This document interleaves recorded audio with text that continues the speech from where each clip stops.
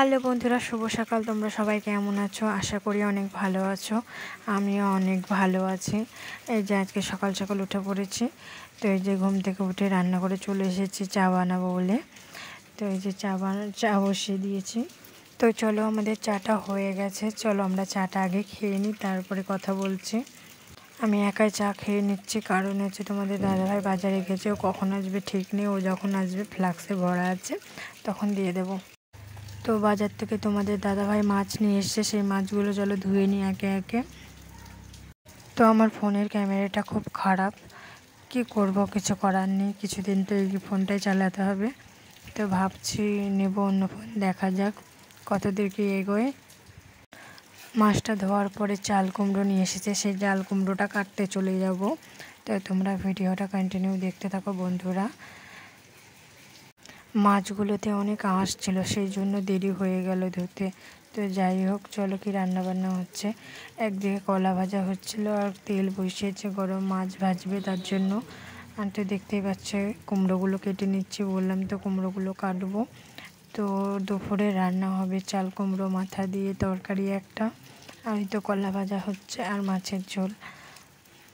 তো বন্ধুরা, একটা কথা বলবো ভাবছিলাম, তো বলছি যে কেউ যদি কোনো কাজে ওপর দিকে উঠতে যায় না, তাকে টেনে নামিয়ে দেওয়ার লোকের অভাব হয় না।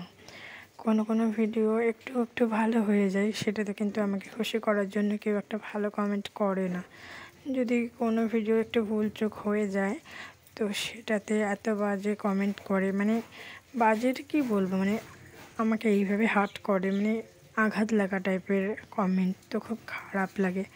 তো কী আর করা যাবে, যে যার মতন করতে থাকুক, আমি আমার মতন ভিডিও করে নেব।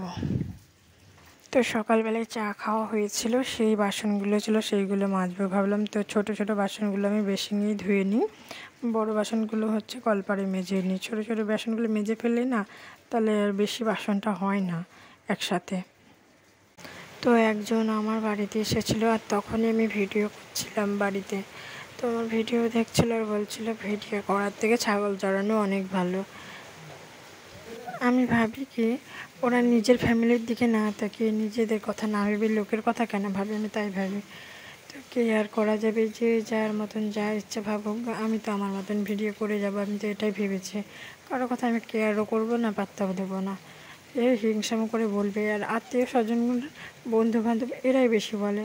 তো ওই যে রান্নাটা শেষের দিকে, মাছের ঝোল হচ্ছে একদিকে, কুমড়োর তরকারিটা।